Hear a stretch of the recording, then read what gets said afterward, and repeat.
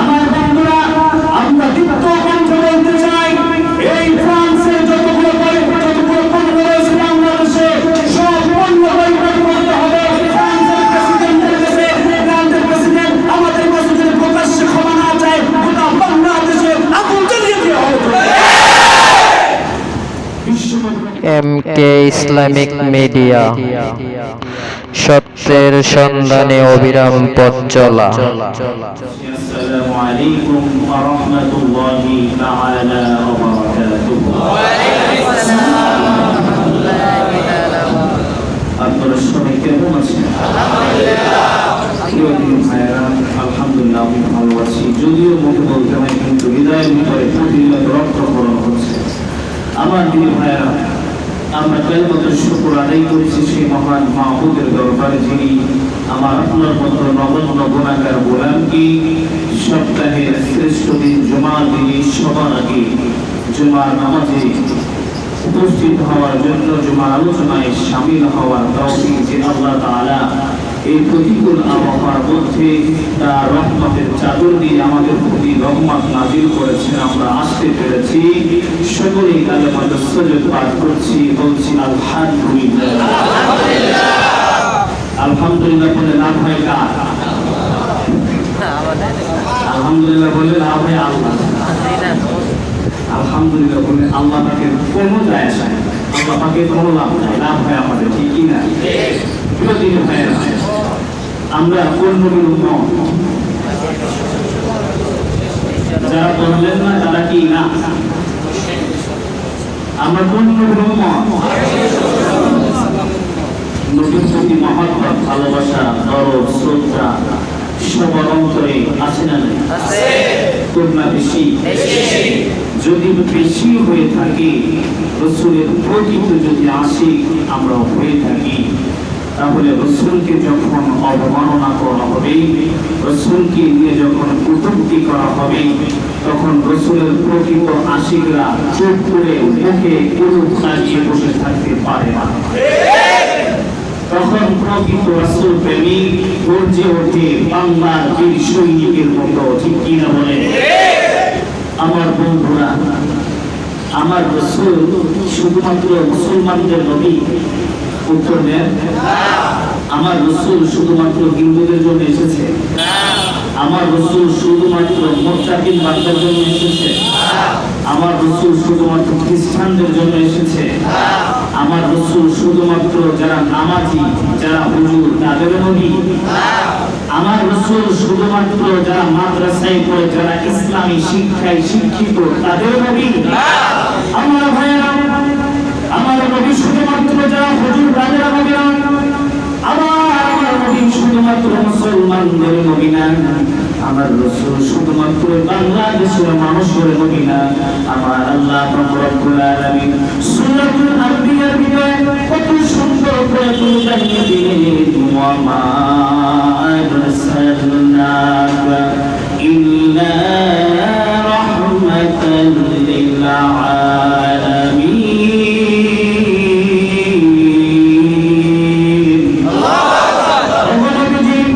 আমি আপনাকে গোটা বিশ্ববাসীর জন্য রহমত হিসেবে দুনিয়াতে পাঠিয়েছি। চিৎকার দিয়ে বলুন কথাটা।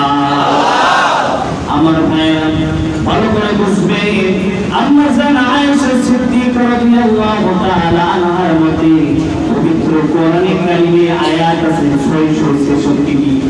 হযরত আলী রাদিয়াল্লাহু তাআলা আনহুর মতে পবিত্র কোরআনে আয়াত আছে 6234টি।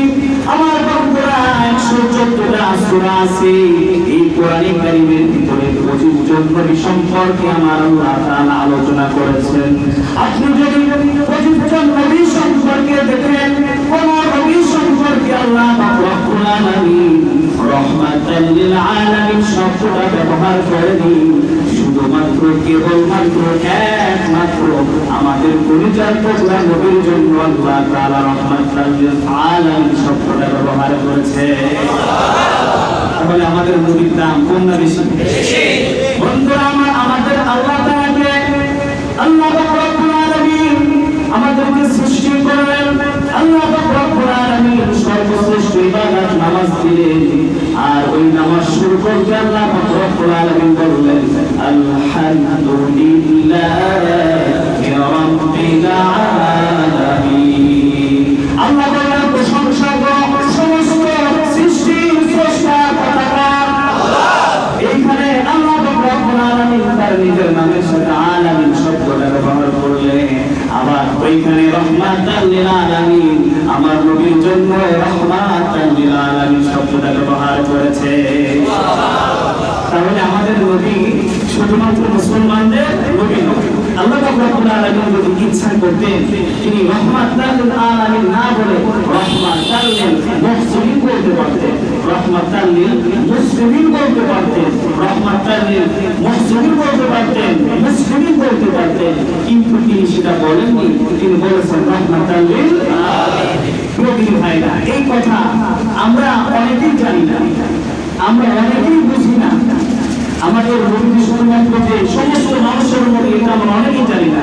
অনেকে বলে যখন নবী সাল্লাল্লাহু আলাইহি ওয়াসাল্লামকে কটূক্তি করা হবে, এরা মুসলমান মুসলমান মসজিদে নামাজ পড়ে আর রাসূল প্রেমিক যারা তারা মাঠে ময়দানে জীবন দেওয়ার জন্য তারা প্রস্তুত হয়ে লড়াই করে।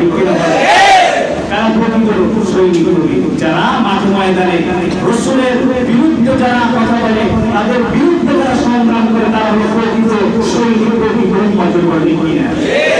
আমার ভাইরা, বিশ্ব নবী শুধুমাত্র মুসলমানদের নবী না, এই কথা না জানার কারণে আজকে ফ্রান্সের প্রেসিডেন্ট ম্যাক্রন আমার নবীকে নিয়ে ব্যঙ্গচিত্র বানাইছে কিনা।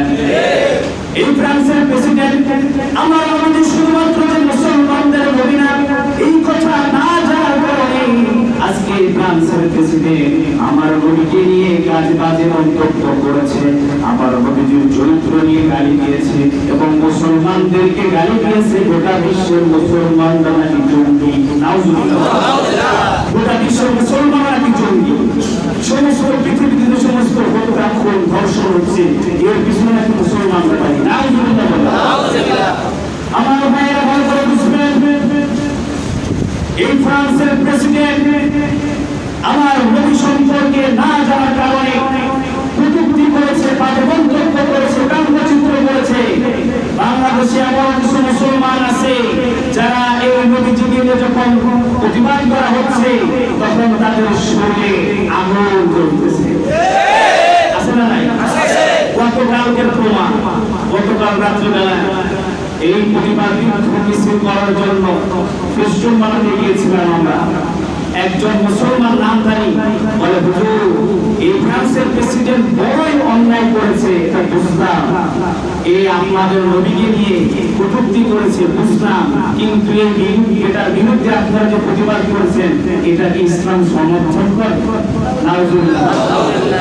অথচ মুসলমানের সংখ্যা ঠিক কিনা? আমার বন্ধুরা, আমরা দীপ্ত কণ্ঠে বলতে চাই, এই ফ্রান্সের যতগুলো পণ্য রয়েছে বাংলাদেশে সব পণ্য বয়কট করতে হবে। ফ্রান্সের প্রেসিডেন্টের কাছে ফ্রান্সের প্রেসিডেন্ট আমাদের কাছে যদি প্রকাশ্যে ক্ষমা না চায়, গোটা বাংলাদেশে আগুন জ্বালিয়ে দেওয়া হবে। বিশ্বনবীর অপমান আমরা মেনে নিতে পারবো না। আমার ভাইয়েরা, এই পূর্বে অলরেডি বাংলা পৃথিবীর অনেক মুসলিম রাষ্ট্র ফ্রান্সের পণ্যগুলো বয়কট ঘোষণা করেছে, কিন্তু দুঃখজনক হলে সত্য মুসলমানের দেশে সরকারিভাবে এখনো ফ্রান্সের পণ্যকে বয়কট ঘোষণা করা হয়নি। আমরা মাননীয় প্রধানমন্ত্রীকে বলবো, আপনি যদি রাসূলের প্রতি ঈমান এনে থাকেন, আপনি যদি প্রকৃত মুসলমান হয়ে থাকেন, অবশ্যই এই ফ্রান্সের প্রেসিডেন্টের বিরুদ্ধে আপনার যুদ্ধ ঘোষণা করা লাগবে। এই ফ্রান্সের প্রেসিডেন্টের বিরুদ্ধে সকল পণ্য এই বাংলাদেশে বয়কট ঘোষণা করা লাগবে। মানি না, মানবো না, মানতে পারি না, আল্লাহ রাসূলের অবমাননা।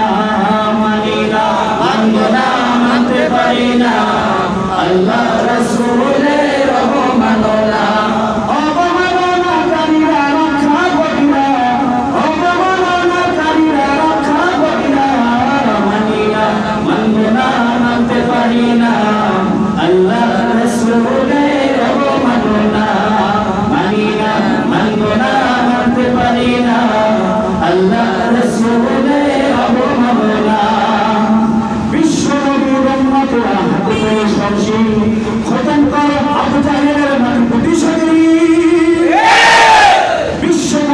উম্মতেরা হাতে কোনো সাহসী খতম করো আবু জাহেলের নাকি প্রতিশোধী নাস্তিকদের রাস্তা মতে আগুন জ্বালাও না নাস্তিকদের রাস্তা মতে আগুন জ্বালাও না মানি না মানব না মানতে পারি না আল্লাহ রাসূলের মানো না মানি না মানব না মানতে পারি না আল্লাহ রাসূলের মানো না মুসলমান থেকে উঠেছে লেজগুটিয়ে নাস্তিকদের পালাতে হবে বাংলার বীর মুসলমান থেকে উঠেছে লেজগুটিয়ে নাস্তিকদের পালাতে হবে নইলে তাদের হবে আজ কবর রচনা নইলে তাদের হবে আজ কবর রচনা মানি না মানব না মানতে পারি না আল্লাহ রাসূলের মানো না মানি না মানব না মানতে পারি না আল্লাহ রাসূলের মানো না ঠিক কিনা বলে খারাপ লাগছে এক শ্রেণীর লোকের কিন্তু অলরেডি গায়ে আগুন ধরে গেছে তো হুজুর আর কোন আলোচনা করেন না এটা আলোচনা করেন না ওই মিয়া তোমার বয়ান শুনে তোমার মতো তোমার কথা শুনে ইমামতি করা শক্তি আমার নাই কথা শুনে আমি ইমামতি করতে রাজি না ঠিক কিনা বলে পুরোদিনই ভাইয়ের ভালো করে বুঝবেন আমার পিতাকে নিয়ে যদি গালি দিত আমি কিছু বলতাম আমার বাবাকে আমার মাকে নিয়ে যদি গালি দিত আমি কিছু বলতাম না আমার ঘরকে নিয়ে যদি গালি দিত আমি কিছু বলতাম না কোথায় আঘাত দিয়েছে যদি বলেন কোথায় আঘাত দিয়েছে ফ্রান্সের প্রেসিডেন্ট শুধুমাত্র বিশ্ব নবীবাদ চিত্র বর্ণনা করে নাই বরং তুমি 200 কোটি মুসলমানের আগুন জ্বালিয়ে দিয়েছো সুতরাং তুমি যতক্ষণ পর্যন্ত আমাদের কাছে ক্ষমা না চাইবে ততক্ষণ পর্যন্ত আমাদের এই আন্দোলন লড়াই চলতেই থাকবে আমার প্রিয় ভাইরা আমি আপনাদের ক্ষেত্রে কিছু কথা বলতে চাই প্রিয় ভাইরা ফ্রান্সের প্রেসিডেন্ট কোন মাসে আমার নবীকে ব্যঙ্গচিত্র করেছে যে মাসে আল্লাহ রব্বুল আলামিন বিশ্ব নবীকে দুনিয়াতে পাঠিয়েছে চিন্তা করতে পারে কোন মাসে নবীজিকে ব্যঙ্গচিত্র করতেছে নবীজির চরিত্র নিয়ে মন্তব্য করতেছে এরা মূলত শান্তি চায় না এরা মুসলমানদের সাথে যুদ্ধ করতে চায় তাহলে আমরা বলতে চাই